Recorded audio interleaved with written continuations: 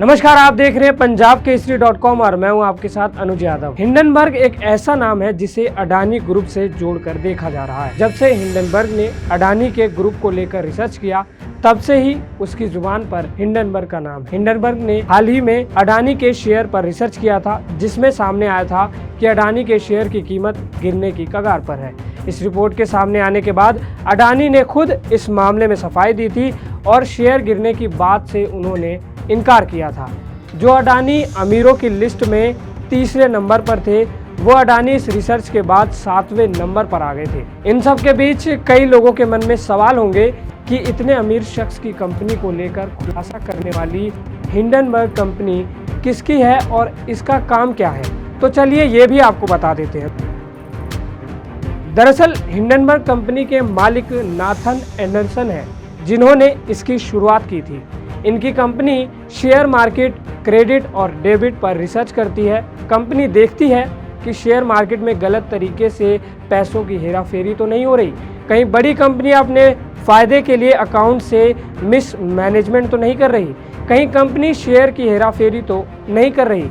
इन्हीं सब पर कंपनी रिसर्च करती है। एंडरसन की कंपनी ने आरडी लीगल, पोर्शिक गोल्ड 2017 में ओप्को हेल्थ और रॉयट ब्लॉकचेन और 2018 में एफ्रिया के खिलाफ रिसर्च किया था। इसी तरह अडानी ग्रुप पर कंपनी ने रिसर्च किया। इसके बाद अब हिंडनबर्ग ने ट्विटर के पूर्व सीईओ जैक डोर्सी की कंपनी ब्लॉक को लेकर रिपोर्ट जारी की है, जिसमें कई बड़े खुलासे किए गए हैं। जैक डोर्सी की कंपनी ब्लॉक एक पेमेंट फर्म है। इस कंपनी को लेकर हिंडनबर्ग का कहना है कि उसने ब्लॉक पर शॉर्ट पोजीशन ले ली है। इसका मतलब है कि कंपनी के शेयरों में गिरावट आई है।